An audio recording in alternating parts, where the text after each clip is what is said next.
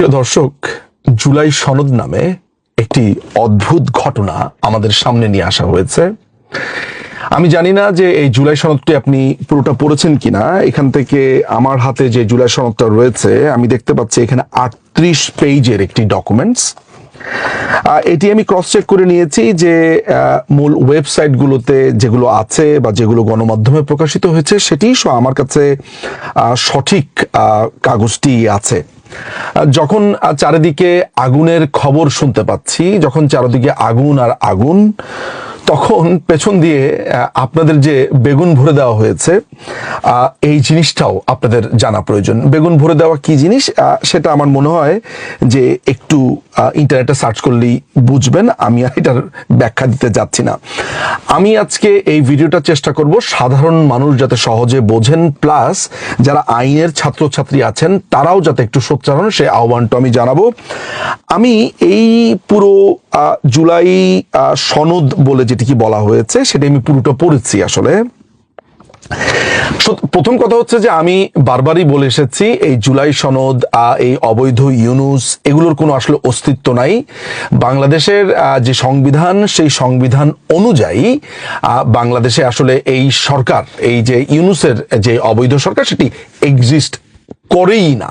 কারণ বাংলাদেশের যে সংবিধান যেটি রয়েছে, এই সংবিধানে আসলে সত্যি কথা বলতে আমি একটু দেখাই, বাংলাদেশের এই সংবিধানে আসলে অন্তর্বর্তীকালীন সরকার বলে কিছু নেই। তারপরেও যে জুলাই সনদের কথা বলা হয়েছে, আমি একটু সাধারণ মানুষদেরকে বোঝাই। আপনারা যদি জুলাই সনদটা একটু পড়া শুরু করেন তাহলে আপনারা দেখবেন যে এখানে গল্প এবং কাহিনী শুরু হয়েছে 1971 সালের কথা বলা হয়েছে বটে, এবং সেখানে 26শে মার্চে স্বাধীনতার ঘোষণাও বলা হয়েছে।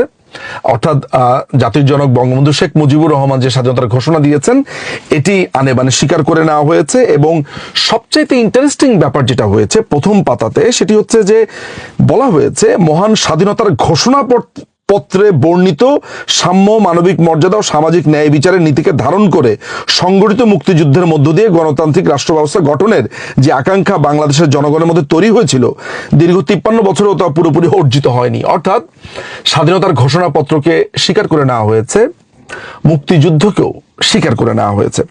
এখন কোনো মানুষ যদি স্বাধীনতার ঘোষণাপত্রকে স্বীকার করে নেয়, অর্থাৎ এই জুলাই সনদের এই জঙ্গিরা এটিকে স্বীকার করে নিয়েছে, অর্থাৎ আপনারা নিশ্চয়ই এটা জেনে থাকবেন, এটা সবাই জানে যে স্বাধীনতার ঘোষণাপত্র হচ্ছে বাংলাদেশের প্রথম সংবিধান।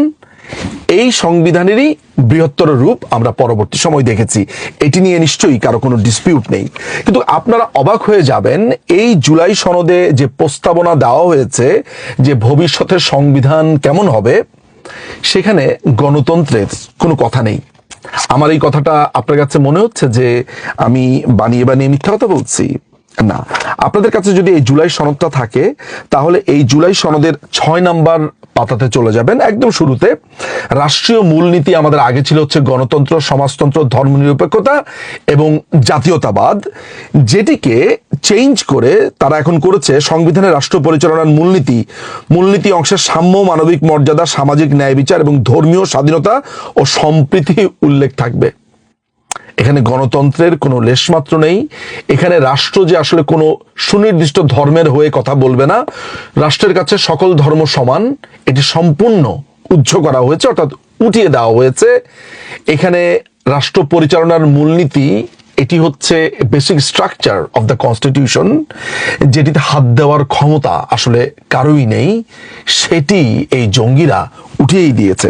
কিন্তু আপনাকে এখানে বেশ কিছু ইন্টারেস্টিং ব্যাপারে আমার মনে হয় কথা বলা প্রয়োজন। সেটি হচ্ছে যে এই জুলাই সনদের একটা জায়গাতে জাস্ট আপনি যদি 5 নম্বর পাতাতে চলে যান, এই 5 নম্বর পাতাতে একটা ভয়ঙ্কর কথা বলা হয়েছে।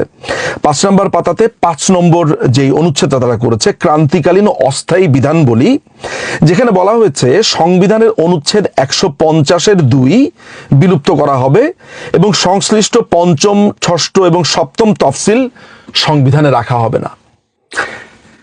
যারা আইনের ছাত্রছাত্রী নন তাদের কাছে এই 150 অনুচ্ছেদ, তফসিল, এগুলো মাথার উপর দিয়েই যাবে। আমি আপনাদেরকে একটু সংক্ষেপে বুঝিয়ে দেই। এই পুরো অনুচ্ছেদটার ভেতরে মানে 150 নম্বর অনুচ্ছেদের 2 এর ভেতরে বলা হয়েছে স্বাধীনতার ঘোষণার কথা, 7ই মার্চের ভাষণের কথা, স্বাধীনতার ঘোষণাপত্রের কথা যেটা আমরা বলেছি সেগুলোর কথা। মজার ব্যাপার হচ্ছে যে এই পুরো জিনিসটা এখন উঠিয়ে দেওয়া হবে। আমি আপনাকে একটু পড়ে শোনাই। সেটি হচ্ছে যে পঞ্চম তফসিলে বর্ণিত 1971 সালের 7ই মার্চ তারিখে ঢাকা রেসকোর্স ময়দানে দেওয়া জাতির পিতা বঙ্গবন্ধু শেখ মুজিবুর রহমানের ঐতিহাসিক ভাষণ এটা যুক্ত করা হয়েছিল, এটা উঠিয়ে দেওয়া হবে। ষষ্ঠ তফসিলে বর্ণিত 1971 সালের 26শে মার্চ তারিখে জাতির পিতা বঙ্গবন্ধু শেখ মুজিবুর রহমান কর্তৃক বাংলাদেশের স্বাধীনতা ঘোষণার টেলিগ্রাম, অর্থাৎ বঙ্গবন্ধু 26শে মার্চে যেই স্বাধীনতার ঘোষণা দিয়েছে এবং স্বাধীনতার ঘোষণাপত্রে যেটাকে নিশ্চিত করা হয়েছে সেটিও এই 5 নম্বর পেজে গেলেই দেখবেন সেটি উঠিয়ে দেওয়ার প্রস্তাব করা হয়েছে এবং এটি তারা করবে।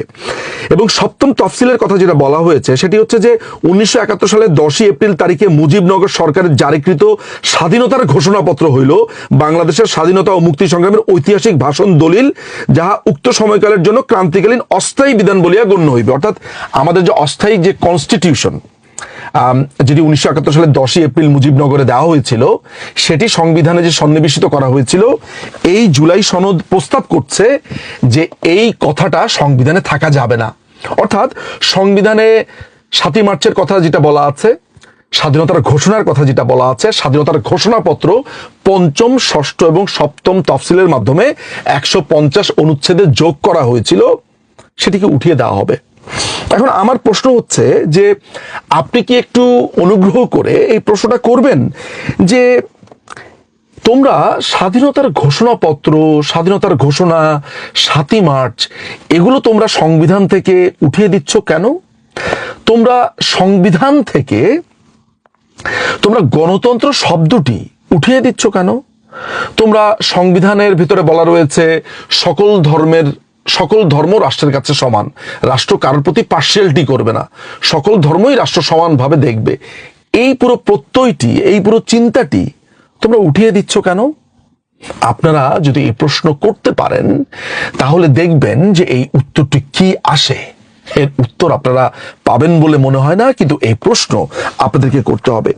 এই জুলাই সনদের আরো অনেক আলাপ আছে যেগুলো আমার কাছে মনে হয়েছে যে আপনাদেরকে যদি বলি 2-3 ঘন্টা তো শেষ হবে না, কিন্তু আমি আসলে খুব চুম্বক অংশগুলো আসলে টাচ করতে চেয়েছি, যেখানে আসলে পরিষ্কার করে এই তত্ত্বাবধায়ক সরকার সিস্টেমের কথাও বলা হয়েছে। কিন্তু এই তত্ত্বাবধায়ক সরকার সিস্টেমের অনেকগুলো তারা অল্টারনেটিভ করেছে, এইটা না হলে ওইটা, ওইটা না হলে ওইটা, কিন্তু শেষ পর্যন্ত এটা বলা হয়নি যে যদি সবাই ঐক্যমত্যে না পৌঁছে তাহলে কি হবে, সেটির কোনো বিধান এখানে দেওয়া নেই। এবং মজার ব্যাপার হচ্ছে যে এই সংবিধানে যদি কেউ চেঞ্জ করে, এই সংবিধান রদ করে বা অবৈধভাবে ক্ষমতা দখল করে, তাহলে এই সংবিধানে একটি অনুচ্ছেদ যুক্ত করা হয়েছিল যে সংবিধান যদি রাষ্ট্রদ্রোহিতা করে, কেউ যদি এই অবৈধভাবে ক্ষমতা দখল করে, তাহলে রাষ্ট্র তাকে সর্বোচ্চ শাস্তি দিতে পারবে। অর্থাৎ অবৈধভাবে ক্ষমতা দখলের যেই ফুটোটুকু সেটি বন্ধ করে দেওয়া হয়েছিল, এটিকে আবারও ওপেন করে দেওয়া হয়েছে। অর্থাৎ বাংলাদেশ এখন অনেকটা পাকিস্তানের মতো হয়ে যাবে, যে কোনো সময় যে কেউ ক্ষমতা দখল করতে পারবে, তার কোনো শাস্তি হবে না। আপনাদের যদি এই কথাগুলো বিশ্বাস না হয় তাহলে আপনারা অনুগ্রহ করে আপনারা এই জুলাই সনদের 5 নম্বর পেজের 4 নম্বর যে পয়েন্টটা আছে বা উচ্ছেদ আছে সেখানে দেখে নিলেই হবে। এবং আরেকটি কথা বলে আমি আসলে শেষ করব, সেটি হচ্ছে যে 8ম সংশোধনী যেটি 1988-এ আদালত দিয়েছিল, এই 8ম সংশোধনী বাতিল করে দেওয়া হয়েছিল। অর্থাৎ হাইকোর্টের যেই শাখাগুলো বিভিন্ন বিভাগে থাকবে, এই ব্যাপারটি তখন আদালত বাতিল করে দিয়েছিল। এটা আনোয়ার হোসেন কেস, বিখ্যাত মামলা। হাইকোর্টের অ্যাপিলেট ডিভিশনের রিভিউ পিটিশন, এগুলো 3টি আসলে রায়ই আছে। ইন্টারেস্টিং ব্যাপার হচ্ছে এই জুলাই সনদে আবার বলা হয়েছে যে হাইকোর্টের বিভাগ থাকবে। আমি ধরে নিলাম যে হাইকোর্টের বিভাগ বিভিন্ন জেলাতে প্রয়োজন, আমি ধরে নিলাম, আমি যুক্তির খাতিরে ধরে নিলাম, কিন্তু কথা হচ্ছে হাইকোর্টের একটা রায় থাকা অবস্থাতে আপনি সংবিধানে এই কথাটি প্রস্তাব যে করছেন, তাহলে হাইকোর্টের রায়টার কি হবে? হাইকোর্টের রায়টা কি বা সুপ্রিম কোর্টের রায়টা কি আপনার কাছে কোনো রায় না? বা আমরা যে জানি যে সুপ্রিম কোর্টের রায় আমাকে মানতেই হবে, এটি সংবিধানের অভিভাবক, এই পুরো ভাবনা বা এই পুরো কনসেপ্টের কি হবে? আপনি এই জুলাই সনদের যদি শুরুর দিকের অংশগুলো পড়েন তাহলে আপনার কাছে মনে হতে পারে যে বাংলাদেশে এই গত 54 বছরে দেশে শুধু শাসন ক্ষমতাতে বাংলাদেশ আওয়ামী লীগই ছিল, তাদের মতো আর খারাপ কেউ হতে পারে না। যত রকমের গীবত, যত রকমের গালমন্দ এই প্রস্তাবনাতে করা হয়েছিল।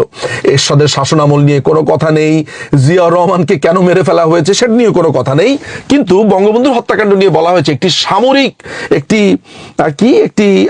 সামরিক অভ্যুত্থানের কথা বলা হয়েছে। কিন্তু 1979-কে অর্থাৎ জিয়াউর রহমানের ক্ষমতা দখলকে তাদেরকে বলা হয়েছে গণতন্ত্রের অভিযাত্রা, যেই 1979-এ খুনিদের বিচার হতে পারবে না এই কথাটাও সংবিধানে যুক্ত করা হয়। এই পুরো সংবিধানে 1979-এর পরে জিয়াউর রহমানকে যে মেরে ফেলা হলো সেটি সামরিক অভ্যুত্থান কিনা